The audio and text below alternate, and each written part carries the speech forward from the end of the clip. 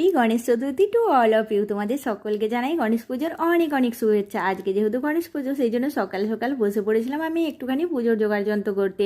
আর আমি ভাবছিলাম এখানেই গণেশের মূর্তিটা রাখবো, কিন্তু জায়গাটা একদম খালি খালি লাগছিল। আর যেহেতু দেওয়ালটা সাদা, ভালো লাগছিল না দেখতে, সেই জন্য ভাবলাম কি একটু ডেকোরেশন করা যাক। তো এখানে একটা পিঙ্ক কালারের পেপার নিয়ে নিয়েছিলাম, সেটাকেই দুটুকরো করে কাট করে নিলাম।